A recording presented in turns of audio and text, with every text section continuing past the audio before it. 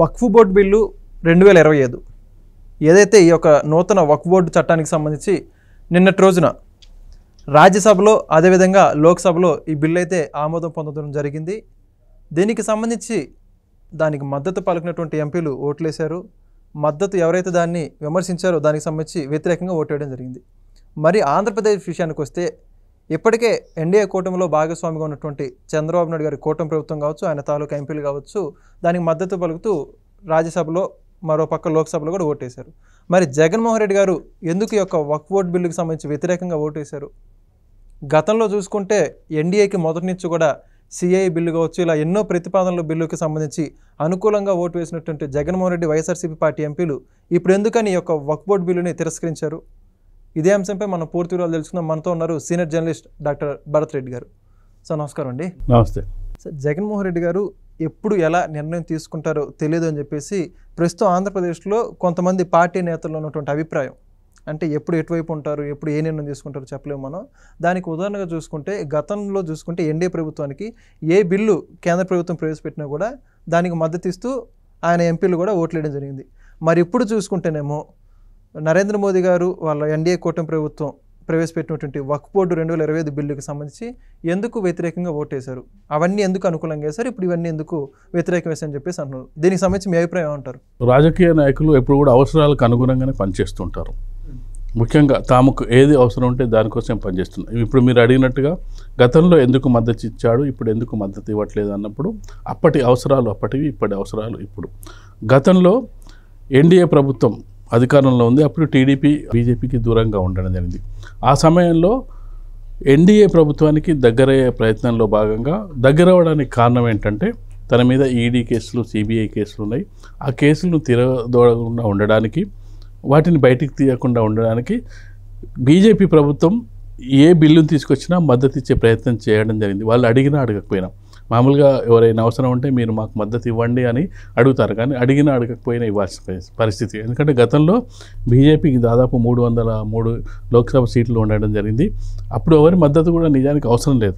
అయినప్పటికీ జగన్మోహన్ రెడ్డి ఆ సమయంలో మద్దతు ఇవ్వడం జరిగింది. తనకు వచ్చిన 21 ఎంపీ సీట్లను మద్దతు ఇవ్వడం జరిగింది. సిఏఏ బిల్లుకి కానీ 370 ఆర్టికల్ ఇలాంటి చాలా బిల్లులకు మద్దతు ఇవ్వడం జరిగింది. ఇప్పుడు పరిస్థితి తారుమారైంది. తారుమారు అవ్వడానికి కారణం ఏంటి? ఇప్పుడు ఎన్డీఏ ప్రభుత్వంలో టీడీపీ కీలక భాగస్వామి. ఇప్పుడు జగన్మోహన్ రెడ్డి ఏం చెప్పినా అక్కడ బీజేపీ వినే పరిస్థితిలో లేదు. టీడీపీ పార్టీ లేకుండా అక్కడ ప్రభుత్వం మనుగడ కూడా ప్రశ్నార్థకంగా మారే పరిస్థితి ఉంది. ఇలాంటి పరిస్థితుల్లో తన వ్యక్తిగత ప్రయోజనాలు ఏంటంటే ఇక్కడ మనకు వస్తున్న ఆధారాలు చూసుకున్నట్టయితే వక్ఫ్ బోర్డుకు సంబంధించి ఏదైతే తన సాక్షి ఆఫీస్ ఉందో వక్ఫ్ బోర్డు భూమిలోనే తను కన్స్ట్రక్షన్ చేసినట్టుగా ఇప్పుడు బయటపడుతున్న మనకు కనిపిస్తున్నాయి. వక్ఫ్ బోర్డు అనేది దాదాపుగా దేశంలోనే 3వ స్థానంలో ఉంది ఆస్తుల విషయంలో. రక్షణ శాఖ అలాగే చూసుకున్నట్టయితే రైల్వే శాఖ తర్వాత ఎక్కువ ఆస్తులు ఉన్నది వక్ఫ్ బోర్డ్స్కి. ఈ రక్షణ శాఖ అలాగే చూసుకున్నట్టయితే రైల్వే శాఖ ప్రభుత్వ ఆధీనంలో ఉంది. ఎన్ని భూములనే ఎంత ఉంది, ఎవరు దానికి మానిటర్ చేస్తున్నారు. కానీ వక్ఫ్ బోర్డుకు సంబంధించి ప్రభుత్వం మానిటరింగ్ లేదు. ఇప్పుడు చట్ట సవరణలో అది చేసే అవకాశం కనిపిస్తుంది. 4,000 ఎకరాలు అనేది అసలు ఎవరు దీని నుంచి లబ్ధి పొందుతున్నారు, సామాన్య ముస్లింలకు ఏం లబ్ధి జరుగుతుంది, ఇవి మానిటరింగ్ చేసే అవకాశం ఉంటుంది.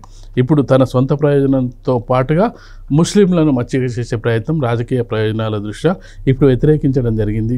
కాబట్టి ఇప్పుడు సాక్షి ఆఫీస్కి సంబంధించి ఏ విధంగా తప్పించుకునే ప్రయత్నం చేస్తాడు, సాక్షి ఆఫీస్ను వక్ఫ్ బోర్డు నుంచి లీజుకు తీసుకున్నాడా, లేకపోతే ఆక్యుపై చేశాడా, లేకపోతే ఏ విధంగా తను కన్స్ట్రక్షన్ చేయగలిగాడు అనేది ఇప్పుడు చెప్పాల్సిన అవసరంగా కనిపిస్తుంది. గతంలో చెప్పే అవసరం లేదు, ఎందుకంటే వక్ఫ్ బోర్డు నుంచి తీసుకున్నాడు, ఎలా తీసుకున్నాడని తెలియదు. కానీ ఇప్పుడు అన్నిటికీ జవాబు ఇవ్వాల్సిన పరిస్థితి వస్తుంది. ఈ కారణాల వల్ల గతంలో ఏదైతే మద్దతు ఇవ్వడం జరిగిందో ఇప్పుడు ఆ మద్దతును తను ఇవ్వకుండా దానికి వ్యతిరేకంగా ఓటేసినట్టుగా మనకు కనిపిస్తుంది. ఈ 5-6 ఏళ్ల కాలాన్ని మనం పరిశీలించినట్టయితే. అయితే ఇప్పుడు మరి కేవలం జగన్మోహన్ రెడ్డి గారు ఏదైతే సాక్షి ఆఫీస్ ఉందని చెబుతున్నారో ఆయన ఆఫీసు ఎటువంటి ఇబ్బంది రాకూడదని చెప్పేసి ఈ బిల్లును వ్యతిరేకించారని చెప్పుకోవాలంటారు, లేకపోతే ఏంటంటారు? అంతే కదా. ఇప్పుడు జగన్మోహన్ రెడ్డి ఆఫీస్ ఒకటి, ఎన్డీఏ ప్రభుత్వంతో తనకు ఈ మధ్యకాలంలో మనం వినిపిస్తున్నది అంటే ఈడీ కేసులు బయటకు వచ్చే అవకాశం ఉంది, సిబిఐ కేసులు బయటకు వచ్చే అవకాశం ఉంది, మళ్ళీ అరెస్ట్ అయ్యే అవకాశం ఉంది. ఇప్పుడు నేను బీజేపీతో ఎన్డీఏతో ఉండడం వల్ల నాకేం ప్రయోజనం ఉంటుంది? కనీసం ఇక్కడ వక్ఫ్ బోర్డ్స్కి వ్యతిరేకంగా ఓటేసినట్టయితే, ఆ చట్టానికి వ్యతిరేకంగా ఓటేసినట్టయితే ముస్లింలలో కొంత సానుకూలత వస్తుంది, ముస్లింలు నేను ముస్లింల వెంట ఉన్నారు అనే అది ఆ లక్ష్యం నెరవేరుతుంది. దాంతోపాటు సాక్షి ఆఫీస్కి సంబంధించింది ఏదైతే వివాదాస్పదంగా ఉందో దానికి సంబంధించి కూడా సమస్య ఎదుర్కొనే అవకాశం ఉండదు. ఇవన్నీ దృష్టిలో పెట్టుకొని ఈరోజు దానికి వ్యతిరేకంగా ఓటేయడం జరిగింది. ఎందుకంటే మనం గత 5 ఏళ్ల కాలంలో చూసినట్టయితే ఏ రీజన్ తోటి ఎన్డీఏ ప్రభుత్వానికి నువ్వు మద్దతు ఇచ్చినావు, ఇప్పుడు ఏ రీజన్ తోటి వ్యతిరేకిస్తున్నావు అనేది జగన్మోహన్ రెడ్డి ఇప్పటివరకు సమాధానం చెప్పారు. ఎందుకంటే నువ్వు అప్పుడు ఈ కారణాలతోటి నేను ఎన్డీఏ ప్రభుత్వానికి మద్దతు ఇచ్చినాను, ఈ కారణాలతోటి ఇప్పుడు వ్యతిరేకిస్తున్నాను. ఇప్పుడు సిఏ బిల్లు ముస్లింలకు వ్యతిరేకం అనేది వాళ్ళు ఆరోపించడం జరిగింది. 370 ఆర్టికల్ అక్కడ కాశ్మీర్కి ఇబ్బంది అని. అదే ఇక్కడ కూడా సేమ్ సిచ్యువేషన్ కదా. అలాంటప్పుడు ఇక్కడ ఇవ్వడానికి కారణం ఏంది? ఇప్పటివరకు జగన్మోహన్ రెడ్డి దానికి సంబంధించి పూర్తిగా ఈ కారణాలతోటి నేను ఈ బిల్లును వ్యతిరేకిస్తున్నాను, ఆ కారణాలతోటి అప్పుడు నేను సమర్థించాను అనేది జగన్మోహన్ రెడ్డి బయటపెట్టాల్సిన అవసరం ఉంది. కానీ జగన్మోహన్ రెడ్డి అంత క్లారిటీగా చెప్పే అవకాశం లేదు. ఖచ్చితంగా రాజకీయ నాయకులు ముఖ్యంగా చూసుకున్నట్లయితే వైసీపీ పార్టీకి సంబంధించిన నాయకులు జగన్మోహన్ రెడ్డి తనకు ఏది అనుకూలమో అదే చేసే ప్రయత్నం వస్తారు. ఎందుకంటే కుటుంబ సభ్యులతోటి సరిగ్గా వ్యవహరించలేని పరిస్థితి మనం చూడడం జరిగింది. ఇప్పుడు సొంత చెల్లెలు కానీ వాళ్ళ మదర్ కానీ ఎదురు తిరిగిన పరిస్థితి, వాళ్ళ మీదనే ఆస్తి గొడవలకు సంబంధించిన కేసులు వేయడం జరిగింది. కాబట్టి ఇది కూడా ఆ విధంగానే మనం చూడాల్సి ఉంటుంది. ఇప్పుడు జగన్మోహన్ రెడ్డి గారు ఆ బిల్లును వ్యతిరేకించారని చెప్పి చెబుతున్నారు. మరి ఇప్పుడు జగన్మోహన్ రెడ్డి గారి భవిష్యత్తు ఏంటి? ఇక్కడ పార్టీ కూడా అధికారంలో లేదు, లోక్సభలో కూడా వాళ్ళకి అంతగా ఎంపీల మద్దతు లేదు. మరి ఏంటంటారు? ఏం లేదు అంటే ఇప్పుడు జగన్మోహన్ రెడ్డి ఏంటంటే ముస్లింల పట్ల కొంత సానుభూతి పొందాలనేది ఒక ప్రయత్నం. రేపు ఈడీ సిబిఐ కేసులు ఎదుర్కొన్నట్టయితే తనకు సపోర్టు లభించే అవకాశం ఉందని చెప్పి మైనార్టీల నుంచి మనం చూసుకున్నట్టయితే జగన్మోహన్ రెడ్డి మంత్రివర్గంలో పనిచేసిన వాళ్ళు ఒక్కొక్కరుగా జైలుకి వెళ్తున్న పరిస్థితి మనం చూస్తున్నాం, ఆరోపణలు ఎదుర్కొంటున్న పరిస్థితి చూస్తున్నాం, తప్పించుకొని వెళ్ళే ప్రయత్నం చేస్తున్నారు, పార్టీని వదిలి వెళ్ళే ప్రయత్నం చేస్తున్నారు, జగన్మోహన్ రెడ్డికి దూరంగా వెళ్తున్న పరిస్థితి. ఇలాంటి పరిస్థితుల మధ్యలో ఈ 4 ఏళ్ల కాలం జగన్మోహన్ రెడ్డిని పార్టీని ఏ విధంగా నడిపిస్తారు అనేది కూడా చాలామంది వైసీపీ లీడర్లకి అనుమానం ఉన్న పరిస్థితిలో ఒకవేళ కనుక ఈడీ సిబిఐ కేసులు మళ్ళీ వచ్చినట్టయితే తన పార్టీలో ఎవరు ఉండరనేది కూడా తనకు తెలిసినట్టుగా కనిపిస్తుంది.